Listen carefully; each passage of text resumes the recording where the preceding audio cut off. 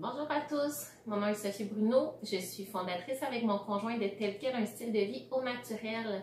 Aujourd'hui, j'ai envie de vous montrer comment c'est possible de faire nos propres lingettes humides pour nos bébés, donc pour nettoyer les petites fesses de nos bébés.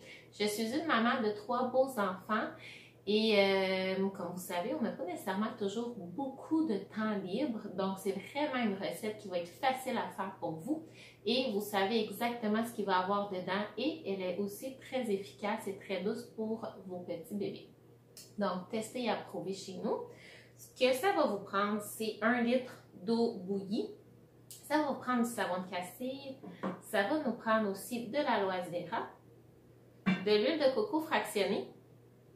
Fractionnée, ce qui veut dire qu'on a enlevé une chaîne de graisse et elle est donc liquide et sans odeur. Et ça va nous prendre 3 huiles essentielles doTERRA de qualité thérapeutique, bien sûr. Vous savez que les huiles sont certifiées CPTG. Donc, on va aller avec la lavande, Melaleuca et l'encens. Donc, ce sont 3 huiles vraiment super pour la santé de la peau, pour les petits bobos, pour la cicatrisation. Donc, on va mettre ça dans notre mélange. Très, très simple. Comment on va commencer? On va y aller avec une cuillère à soupe ou une cuillère à table de savon de castille qu'on va mettre directement dans notre eau.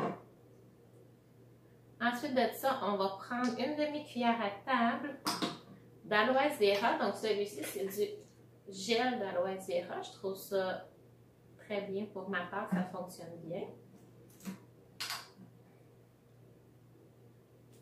Donc, une demi de gel. Et on va mettre une demi-cuillère à table de notre fameuse huile de coco fractionnée. Ça. On met ça dans notre mélange.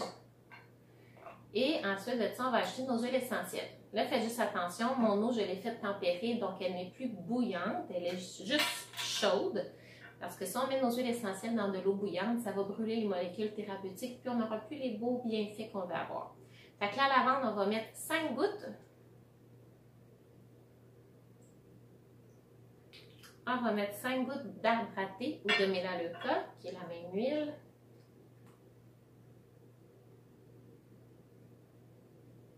Et on va mettre 3 gouttes d'encens, qui est une huile très précieuse et très efficace pour la santé de la peau et du renouvellement des cellules de la peau. Alors là, ce qu'on va faire, on va brasser le tout. Et là, notre mélange est fait. C'est pas plus compliqué que ça. Ce qui va nous rester à faire, c'est de nous prendre un bol en plastique ou en vitre, donc avec notre rouleau d'essuie-tout. Vous allez prendre un essuie-tout qui est vraiment dans les plus résistants que vous allez pouvoir trouver pour que vous soyez capable de retirer la feuille sans que ça se brise. Et on va le couper en deux, garder le rouleau brun à l'intérieur. Vous allez voir, en le mouillant, ça va sembler très très bien. Donc, on va le mettre dans notre plat. Simplement verser notre huile, notre eau avec nos huiles dessus le rouleau. On peut l'imbiber comme il faut de tous les côtés. Voilà.